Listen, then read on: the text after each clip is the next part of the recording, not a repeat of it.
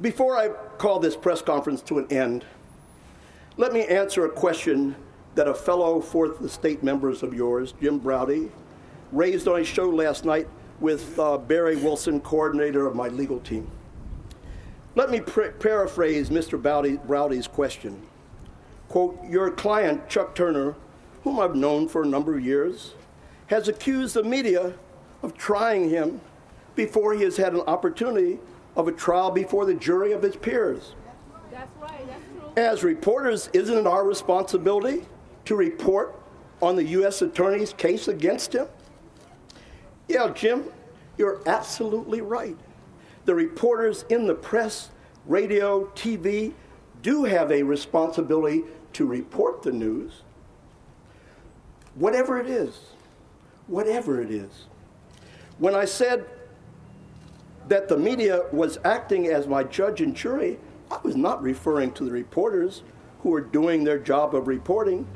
I was referring to the columnists and commentators, many of whom have already found me guilty. Jim, read the columns, listen to the commentators, and then answer the question yourself of whether you think they are allowing me to be presumed innocent until found guilty. Jim, I would also point out that yesterday and today, the reporters of all the media it seems, joined the columnists and commentators in their manipulation of reality. Come on now. Not by what they said, but what they didn't choose to cover and talk about. Amen.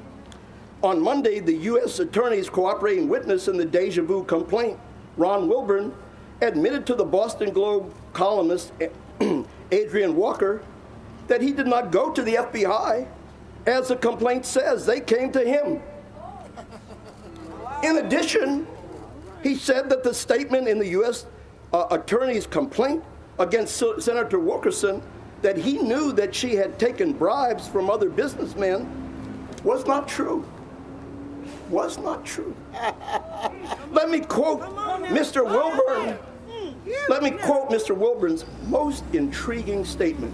Quote, if other people aren't looked at realistically, something is radically wrong with the process. Thank you. Since he was wearing the FBI wire, isn't he saying that he can't understand why the other people he entrapped have not been arrested? Think about it. Go back and read the article, one each and every you. So think about what he is telling you. I first heard about Mr. Wilburn's admissions on the TV news shows between 6 and 7 a.m. yesterday morning, and said, I wonder when and how the media would approach the issue and what the U.S. Attorney would say when asked to give a response to Mr. Wilburn's accusations, given the fact that Mr. Wilburn was wearing the wire on behalf of the U.S. Attorney and the FBI, he says. However, I heard nothing more about the issue during the day. In fact, when I got home, Terry, my wife, said that she had watched all the news shows throughout the day and that not one of the stations carried the story after 8 a.m. Can you imagine that? They were news stations. They saw fit to carry it at 6 and 7, but wouldn't carry it for the rest of the day. What sense does that make? If the news was good enough in the early morning, isn't it good enough at noon?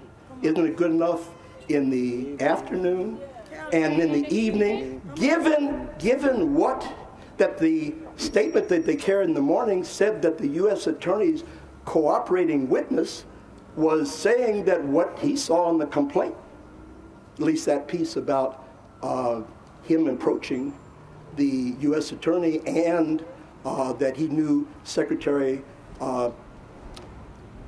State Senator Diane Wilkerson taking bribes, that he knew that statement in there that said that he knew through talking with other business people that she took bribes was not true. Wasn't that worth covering? Wasn't that worth letting the public know what the cooperating witness was? I didn't understand that, but But my response, Trial by media, Chip. Trial by media. my response to the TV editors deciding that the news was too hot to handle was that since a Boston Globe columnist had released the story, there was no way that the Globe at least could avoid confronting the U.S. attorney and asking for a response to Mr. Wilburn's statements that there were lies in the complaint. Isn't the Boston Globe the paper of record? Aren't they owned by that paragon of truth, the New York Times? Aren't they seen as the voice of the liberal establishment? So how could the Globe duck and hide from what Adrian Walker's interview said that they did put on the front page? I do respect that. But why wouldn't the reporters take the next steps? They're supposed to be reporters. They're supposed to go out and ask the questions. I don't understand what was going on. However, I have scanned today's Globe and Herald, and I see no reporting on Mr. Wilburn's revelations. Why? When I was accused of lying to the FBI in addition to extorting $1,000 from Mr. Wilburn, you hounded me day and night from the time I got out of jail in Worcester until my press conference on Monday afternoon. And yet, you all are giving the U.S. attorney a free pass? Is he above the law?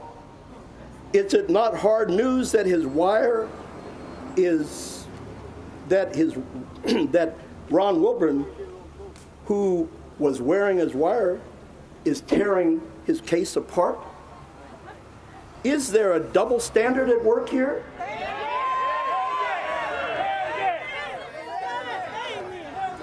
If so, why?